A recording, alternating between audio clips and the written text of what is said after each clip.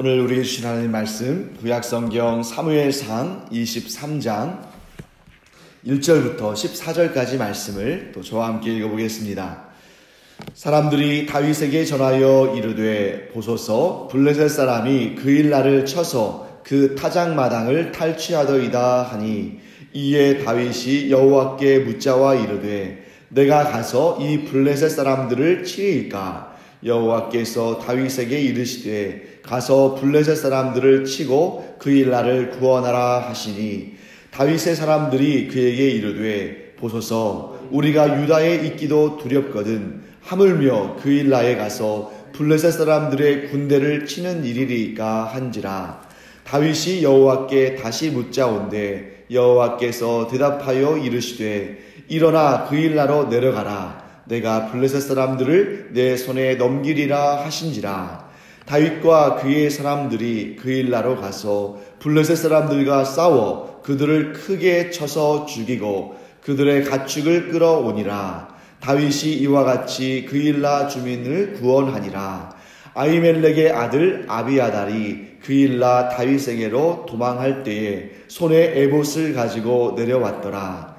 다윗이 그일라에 온 것을 어떤 사람이 다윗에게 알림해 사울이 이르되 하나님이 그를 내 손에 넘기셨도다. 그가 문과 문 빗장이 있는 성읍에 들어갔으니 갇혔도다. 사울이 모든 백성을 군사로 불러 모으고 그일라로 내려가서 다윗과 그의 사람들을 애워싸려 하더니 다윗은 사울이 자기를 해하려 하는 음모를 알고 제사장 아비아달에게 이르되 에봇을 이리로 가져오라 하고 다윗이 이르되 이스라엘 하나님 여호와여 사울이 나 때문에 이 성읍을 멸하려고 그일라로 내려오기를 꾀한다 함을 주의 종이 분명히 들었나이다.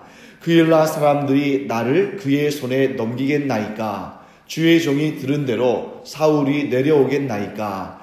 이스라엘의 하나님 여호와여 원하건대 주의 종에게 일러 주옵소서 하니 여호와께서 이르시되 그가 내려오리라 하신지라. 다윗이 이르되 그일라 사람들이 나와 내 사람들을 사울의 손에 넘기겠나이까 하니 여호와께서 이르시되 그들이 너를 넘기리라 하신지라.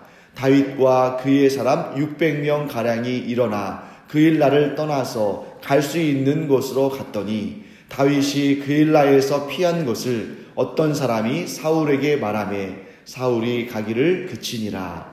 다윗이 광야의 요새에도 있었고 또 십광야 산골에도 머물렀으므로 사울이 매일 찾되 하나님이 그를 그의 손에 넘기지 아니하시니라. 아멘. 오늘 여러분 우리가 지명한 곳을 좀 알아두면 좋을 것 같습니다. 네.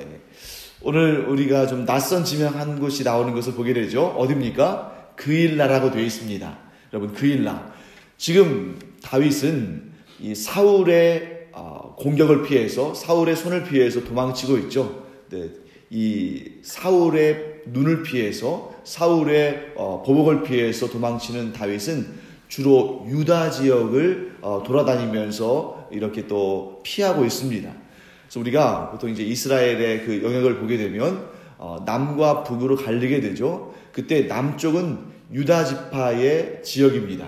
그리고 다윗이 유다 지파죠. 그렇기 때문에 다른 지역으로 도망을 치면 아무래도 이 다윗을 해치려는 그런 사람들이 많이 있기 때문에 또 이 다윗의 동향을 사울에게 은밀하게 보고하는 그런 사람들이 많이 있기 때문에 그래도 유다가 이 이스라엘 전역이 다 위험한 지역이지만 그럼에도 불구하고 이 유다 지역, 즉 자기가 속한 자기의 친족들, 자기의 지파가 속해 있는 그 지역들을 중심으로 도피 생활을 하고 있는 것을 보게 됩니다. 그런데 여기 나오는 그일라도 사실은 유다 지파에게 할당된 땅입니다. 그래서 여호수아서 15장을 보게 되면 이 그일라가 유다 지파에게 하나님께서 주신 땅이다 하는 내용이 등장합니다. 그런데 이 땅은 어디냐면 블레셋과 가장 가까운 지역이에요. 즉 블레셋과 이 지경을 맞대고 있는 지역이기 때문에 블레셋이 강할 때는 이 그일라는 블레셋 땅으로 이렇게 복속되는 그런 상황 가운데 있었습니다.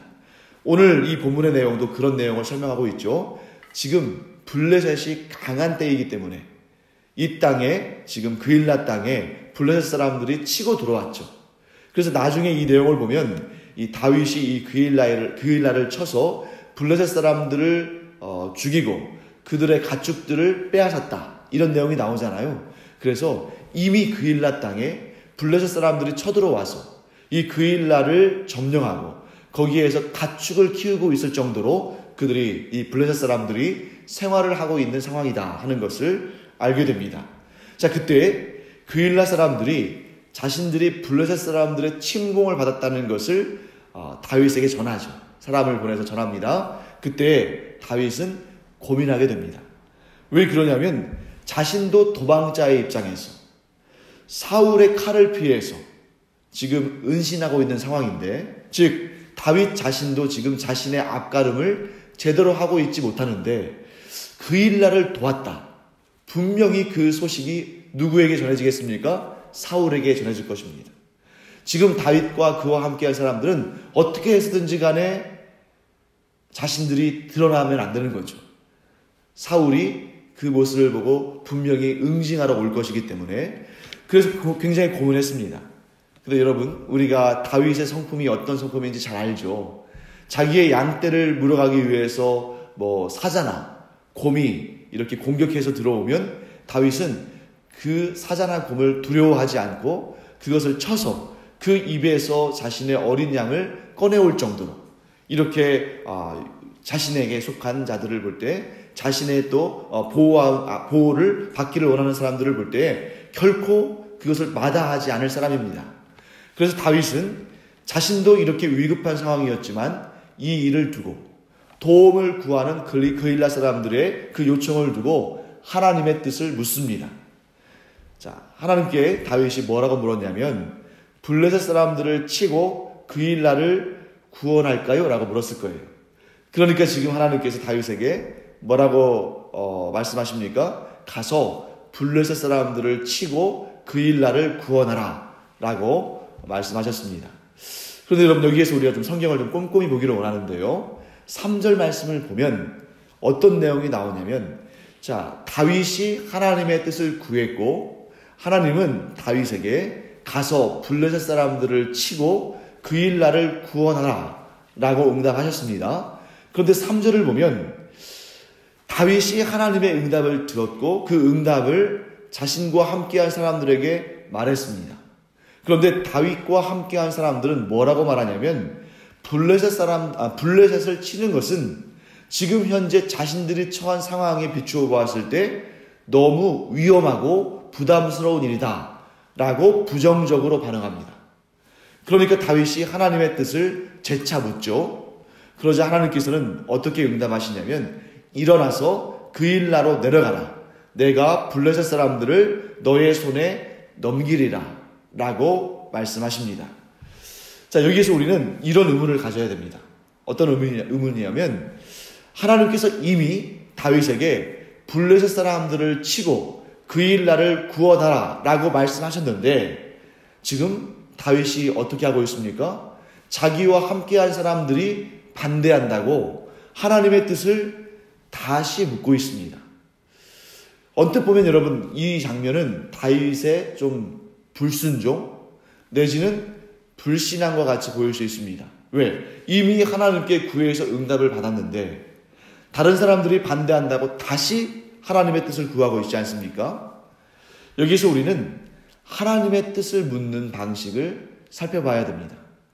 하나님의 뜻을 묻는 방식이 여러 가지 있겠습니다만 대표적으로 우리는 세 가지를 살펴볼 수 있습니다.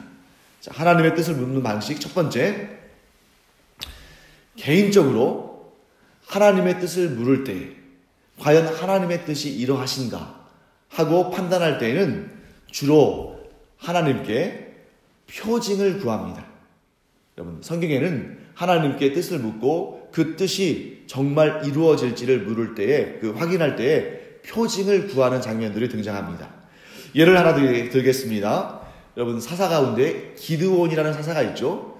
기드온이라는 사사가 그 시대에 이스라엘을 괴롭힌 족속은 미디안이라는 족속입니다. 미디안이라는 나라가 이제 이 이스라엘을 침공해서 들어오는데 기드온이 미디안과의 전쟁을 앞두고 자신이 하나님께 부름받고 또 하나님의 도구로 쓰임받아서 이 미디안과의 전쟁에서 승리할 수 있을까? 두려움이 임했죠. 그래서 그 승리를 위해서 하나님의 표징을 구합니다. 그때 기드온이 구하는 내용이 참 재미있는 내용이죠. 그래서 우리가 교회학교 어렸을 때부터 많이 듣고 또 그 내용을 잘 알고 있습니다만, 그 표징을 구할 때 첫 번째 표징이 뭐였냐면 양털 한 뭉치를 타작마당. 여러분, 타작마당은 어떤 곳이냐면 굉장히 광활하고 넓은 평탄한 땅이죠. 왜냐하면 이 타작을 하려면 산골에 올라가서 뭐 바위도 많고 돌멩이도 많고 이런 데서 타작할 수 없잖아요. 타작마당은 굉장히 넓고 평탄한 곳입니다. 그곳에 양털 한 뭉치를 놓고 양털이 이슬에 젖도록, 즉 이슬이 이 양털에만 내리고 그 광활한 타작마당에는 내리지 않도록, 그러면 제가 하나님의 뜻이 저로 하여금 미디안과 싸워서 승리하게 하실 것을 믿습니다. 이런 마음으로 하나님의 표징을 구합니다. 그 표징에 하나님께서 응답하셨습니까? 응답하지 않으셨습니까? 응답하셨어요. 그래서 이 광활한 이 넓은 타작마당 가운데 이 작은 한두 주먹감이었겠죠. 그 작은 양털 한 뭉치에만 이슬이 내리고 다른 땅은 다 마른 상태로 있었습니다. 표징이 임한 것입니다. 그러면 어떻게 해야 됩니까? 믿어야 되는 거죠. 그런데 이 기드온은 좀 마음이 내심 확신이 서지 않았나 봐요. 왜냐하면 하나님을 믿기는 하지만 지금 미디안이 너무나 강한, 수십만의 그 어떤 대군을 이끌고 올 만한 그런 강한 나라였기 때문에 이게 확신이 잘 서지 않는 것입니다. 그래서 하나님의 표징을 다시 한번 구했죠. 그래서 이번에는 소재는 똑같습니다. 역시 양털 한 뭉치고 똑같은 어떤 땅이에요? 타작마당이에요. 그런데 이번에는 다르게 구합니다. 어떻게 구했습니까? 이슬이 그 넓은 타작마당에는 내리는데 이 양털 뭉치만 말라있는, 이슬이 내리지 않는 그러한 표징을 구합니다. 그래서 우리가 가끔 이제 이 본문을 볼 때, 이런 내용을 볼 때, 그렇지, 첫 번째 표징보다는 두 번째 표징이 더 어려우니까 두 번째 표징을 받았을 때 믿는 것이 당연하다, 이렇게 생각할 수 있는데 그렇게까지 해석할 필요는 없습니다. 첫 번째 표징도 어려운 표징이에요. 두 번째 표징도 어려운 표징입니다. 중요한 것은 하나님의 뜻을 확인하는 것이죠. 그래서 기드온은 두 번씩이나 하나님의 뜻을 묻고 그에 대한 확신을 얻고 미디안과의 전쟁에 나가고 결국 그 전쟁에서 승리합니다. 이렇게 개인적으로 하나님의 뜻을 물을 때에는 개인적인 표징을 구할 때가 많다는 것이죠. 자, 그 다음에 두 번째, 하나님의 뜻을 물을 때에는 선지자를 통해서 하나님의 뜻을 구하기도 합니다. 여러분, 주로 이 사무엘 선지자와 같이 공식적으로 인정된 선지자들이 있어요. 이런 선지자들이 하나님의 뜻을 물을 때에는 거의 대부분 그 뜻을 하나님께서 이루어 주시고 응답하십니다. 그런데 문제는 무엇이냐면 항상 진짜 선지자 노릇을 하는 가짜 선지자들이 있었다는 것이죠. 그렇기 때문에 시대가 점점 지나면서 선지자를 통해서 하나님의 뜻을 묻는 이런 방식은 점점 사라지게 됩니다. 왜냐하면 가짜 선지자들이 그만큼 많이 늘어났기 때문이에요. 그렇기 때문에 세 번째 방식은 뭐냐면 보다 공식적인 방식입니다. 그 방식은 하나님께서 정해주신 방식이에요. 그것은 뭐냐면 제사장을 통해서 하나님께서 이 우림과 둠밈, 이러한 이러한 판결의 두도를 가지고 하나님의 공식적인 응답, 공식적인 뜻을 보여주시는 것입니다. 여러분, 우림과 둠밈 들어본 적 있으시죠? 지난번에도 제가 한번 말씀드린 적이 있는데, 이 하나님께서 이 제사장의 복식, 즉 옷을 직접 디자인하셔서 알려주실 때에 이 가슴에 판결 흉패라는 것을 두게 하셨어요. 예를 들면 이런 거죠. 그 모양을 우리가 따져본다면 우리 조선시대의 그런 역사를 다룬 그런 사극 같은 것을 보게 되면 거기에 대신들, 이 조정의 대신들이 등장하잖아요. 이 사람들의 옷을 보면 가슴에 이렇게 네모반 듯한 그러한 어떤 문양이 있는 패를 붙이는 걸 보게 되죠. 이런 것처럼 제사장이 입는 에봇에도 가슴에 그러한 문양의 판결 흉패가 있습니다. 그리고 그 안쪽에 주머니가 있어요. 손을 넣어서 이렇게 무언가를 꺼낼 수 있는 주머니가 있는데 그 주머니 안에 우림과 둠밈이라는 판결, 하나님의 그 판결을 결정할 수 있는 그러한 돌이 2개가 들어있습니다.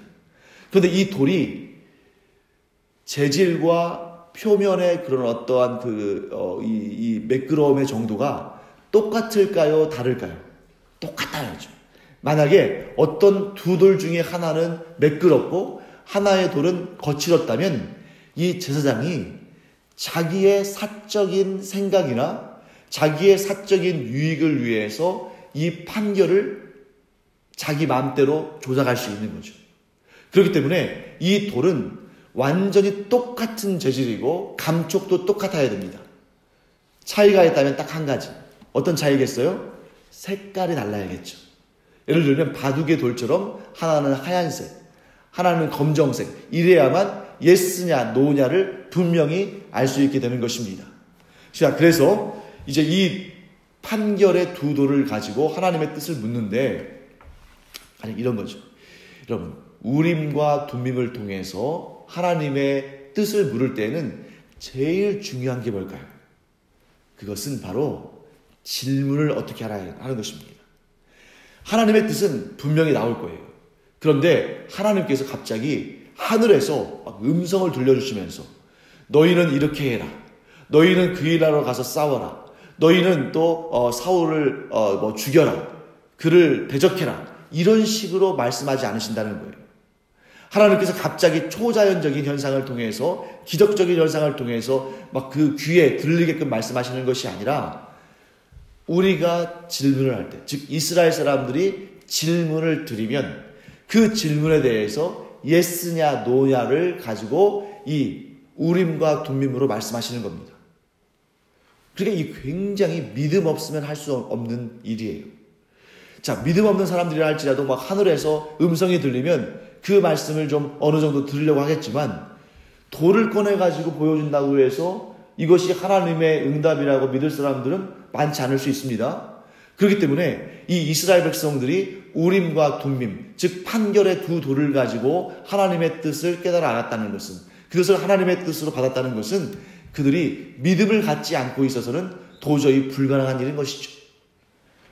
그래서 여러분, 이 판결의 2돌을 가지고 우림과 둠밈을 가지고 하나님의 뜻을 구할 때에는 반드시 무엇이 전제해야 한다는 거예요?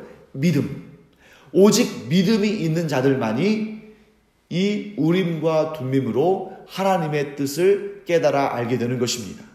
자, 그러면 어떻게 질문했을까? 여러분, 왜 다윗이 하나님의 뜻을 받았음에도 불구하고 다윗이 자기와 함께한 사람들의 그 두려움과 그들의 반대 때문에 또 재차 질문했는지 그 내용을 우리가 한번 봐야 됩니다. 아마 제 생각에 다윗이 처음에 하나님께 질문하고 하나님의 뜻을 물었을 때에는 이렇게 물었을 것 같아요. 이제 이것은 제 추측입니다. 여러분들은 그렇게 생각하지 않으실 수도 있어요. 근데 제 추측으로는 다윗은 첫 번째로 이렇게 질문했을 겁니다. 하나님, 우리가 가서 이 블레셋 사람들을 칠까요? 라고 물어봤을 거예요. 아마도. 그때 하나님께서는 그 질문에 대해서 뭐라고 대답하셨겠습니까? Yes. 그렇다. 그러니까 하나님께서 다윗과 그와 함께한 사람들이 이 그일라에 가서 블레셋 사람들을 치고 그들과 싸우는 것을 허락하셨습니다. 자, 그런데 다윗은 그렇게 질문해서 하나님의 응답을 받았는데 다윗과 함께한 사람들은 내심 두려운 거예요. 왜? 하나님께서 다윗과 그와 함께한 사람들이 그일라에 가서 블레셋 사람들과 싸우는 것을 허락하셨지만 이 질문 가운데는 또 하나님의 응답 가운데는 다윗과 그와 함께한 사람들이 안전하지 않을지에 대한 질문도 없고 하나님의 대답도 없었기 때문이에요. 그러니까 다윗과 함께한 사람들은 두려운 것입니다. 싸우는 것은 허락하셨지만 우리가 안전하고 우리가 또 이 전쟁 가운데 문제 없이 우리의 위험성 없이 우리의 생명을 보존할지 이것을 그들은 확신할 수 없었기 때문이죠. 그래서 다윗은 아마도 자기와 함께한 사람들의 그 불안한 마음이 상당히 일리가 있다고 생각한 것 같습니다. 그러니까 하나님께 가가지고 재차 질문한 거죠. 자, 이번에는 질문을 조금 달리 했을 겁니다. 그래서 아마 이렇게 질문했을 것 같아요. 하나님, 우리가 블레셋 사람들과 싸우면 승리하고 우리가 안전할 수 있겠습니까? 라고 질문했을 것이고 거기에 대한 하나님의 응답은 예스입니까? 노입니까? 예스였죠.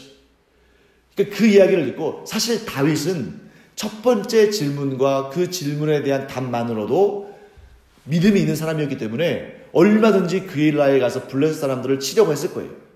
하지만 다윗과 함께한 사람들은 다윗만큼의 믿음은 없었던 것이죠. 그래서 다윗이 그들의 믿음의 상태를 보고 그래, 그럴 수 있어 하고 다시 한번 하나님께 질문을 하는데 이번 질문에는 그들의, 즉 다윗과 그와 함께한 사람들의 안위까지도 넣어서 질문했고 하나님은 거기에 대해서 예스로 응답하셨습니다. 자, 여러분, 어떻게 보면 별거 아닌 것처럼 보일 수 있지만 저는 이 내용을 통해서 이러한, 어떻게 보면 좀 추측입니다만 이런 내용을 통해서 저는 아주 중요한 원리를 깨달을 수 있다고 봅니다. 그것은 뭐냐면 하나님께 하나님의 뜻을 물을 때에는 굉장히 세밀하고 구체적으로 물어야 한다는 거예요. 또한 여러분, 우리가 기도를 할 때에도 보다 더 세밀하고 구체적으로 기도를 해야 한다는 것입니다. 만약에 여러분 처음부터 다윗이 하나님께 질문을 하고 하나님의 뜻을 물을 때에 하나님, 저희가 그일라로 내려가서 블레셋과 싸워서 그일라 사람들을 구원하고 저희도 안전할 수 있겠습니까? 만일 우리가 그일라에 가서 이 사람들을, 이스라엘 사람들을 구원한 소식이 사울에게 들려지면 우리가 위험할 수도 있는데 그렇게 해도 되겠습니까? 라고 물었다면 두 번씩 질문할 필요가 없었겠죠.